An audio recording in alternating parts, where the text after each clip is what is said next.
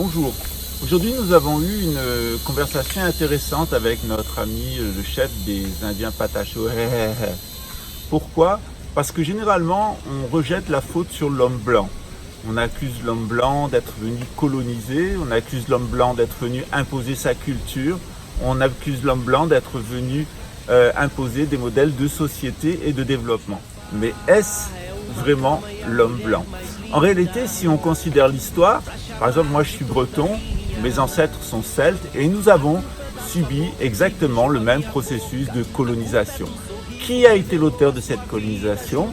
Ce qui arrive aujourd'hui à ces Indiens depuis près de 500 ans nous est arrivé à nous il y a plus de 2000 ans. Qu'est-ce qui s'est passé? C'est ce qu'on va voir maintenant et on va faire un bord à bord, un parallèle entre la situation de ces braves et guerriers et aussi chamans et guérisseurs indigènes ou indiens Patacho, et la situation de nous autres les Celtes, en particulier en Grande-Bretagne et en Bretagne.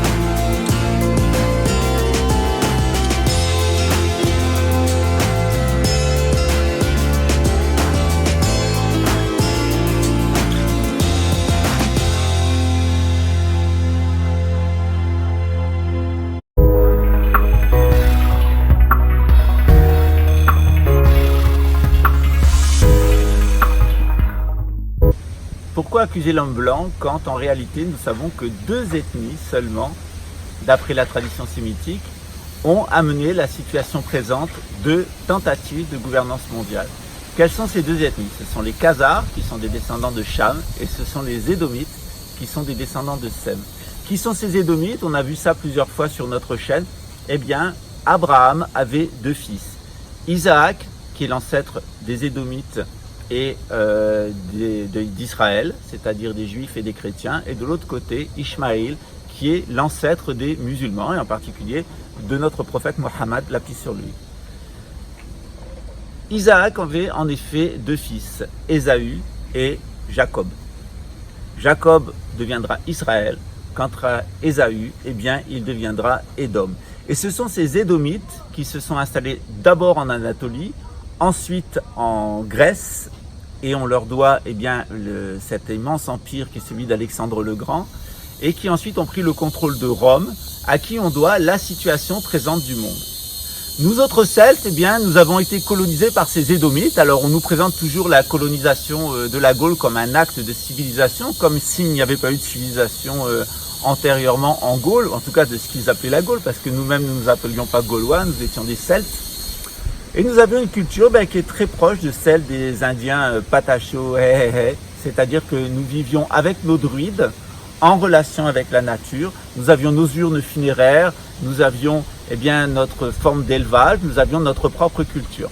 Et puis sont arrivés ces Édomites, ces véritables hommes fourmis, ces hommes termites, et ils se sont mis à grignoter ce qu'ils appelaient la Gaule chevelue pour en faire la France que l'on connaît de nos jours avec ses laboratoires pétrochimiques, ces industries pétrochimiques, avec sa agriculture industrielle, ces déserts verts qui reposent sur un lit de pollution, avec d'autre part cette industrie pharmaceutique qui, sous prétexte d'une santé à jamais, une santé universelle, nous rend malades, nous empoisonne et n'a même pas été capable de faire face à une simple épidémie de grippe en 2019 et en 2020.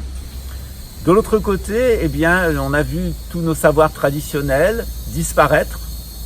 Qui sait maintenant à quoi servaient nos mégalithes, comment on captait le champ géomagnétique, c'est-à-dire l'électricité de la Terre, pour produire des effets en matière d'éveil spirituel, en matière de santé. tout ceci a disparu. Et puis génétiquement, nous avons été noyés par ces Édomites, puis nous avons fini par croire que nous étions eux.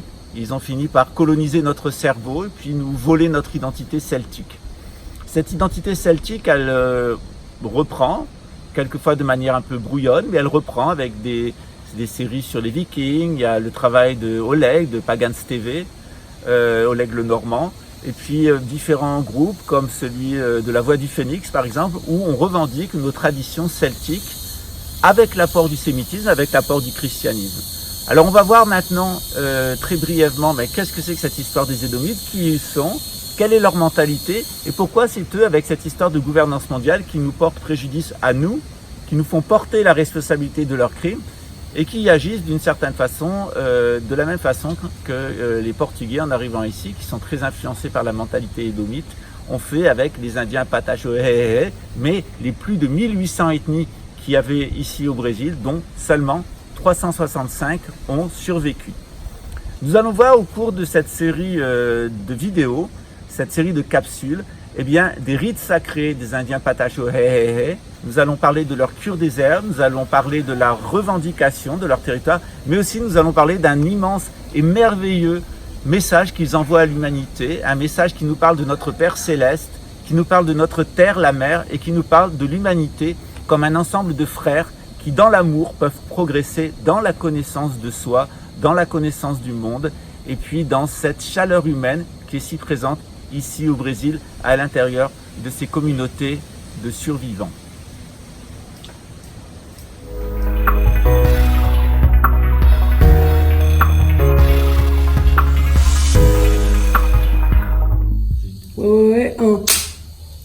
Raiocuã, meu nome é Tixé Pataxó Ranranran, sou do povo Pataxó do extremo sul da Bahia. Eu estou em busca com meu povo aqui no estado do Rio de Janeiro para conquistarmos nossos espaços e em busca dos nossos direitos. Eu, Paulo Titiá, sou do povo Pataxó Ranranran, da etnia Bainã. Estou aqui no Rio de Janeiro, trazendo um conhecimento de levar a paz para o mundo que nos vê que este mundo que nós estamos vivendo só está vendo a destruição. Dentro dessa destruição nós estamos trazendo aqui a paz, o amor e o carinho pela Mãe Natureza, pelo verde que nós temos, que é a cura do nossos antepassados, da nossa geração de hoje, que a gente trazemos o amor, não o choro, a felicidade para toda a humanidade do mundo. Tawari Titiá, sou do povo Pataxó Ranranhan, da etnia Bainã, localizado no sul da Bahia, município de Pau-Brasil. Estou aqui no estado do Rio de Janeiro, plantando a sementinha chamado amor. Essa é a palavra que nos define e é a palavra que a gente temos que colocar no coração de toda a humanidade e levar a cura espiritual ao ele. 5. Ouais, 5. Olá, meu nome é Cauã, filho da Sistema.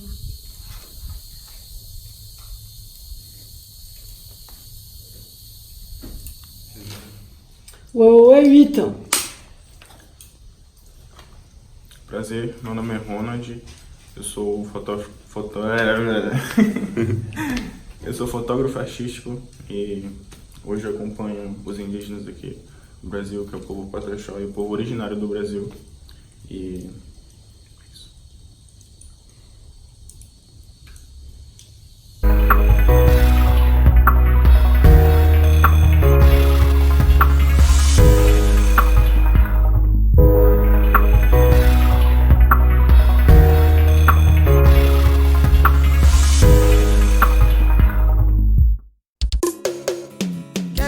pra mentiroso, me fazer de bobo, esse aqui não vai não. Seu beijo até que é gostoso, eu piro no seu corpo, mas dividir não curto não.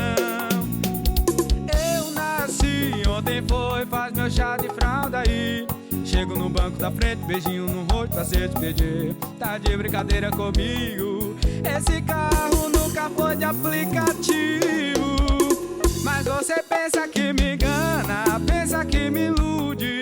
Hilux prata nunca foi Uber. Você pensa que me engana, pensa que me ilude. Hilux prata nunca foi Uber.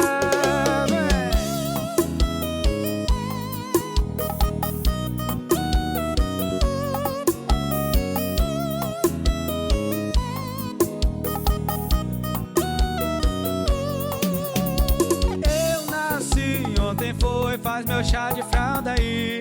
Chego no banco da frente, beijinho no rosto pra se despedir. Tá de brincadeira comigo, esse carro nunca foi de aplicativo. Mas você pensa que me engana, pensa que me ilude. Hilux prata nunca foi Uber. Você pensa que me engana, pensa que me ilude. Hilux prata nunca foi Uber. Você pensa que me engana, pensa que me ilude. Hilux prata nunca foi Uber. Você pensa que me engana, pensa que me ilude. Hilux prata nunca foi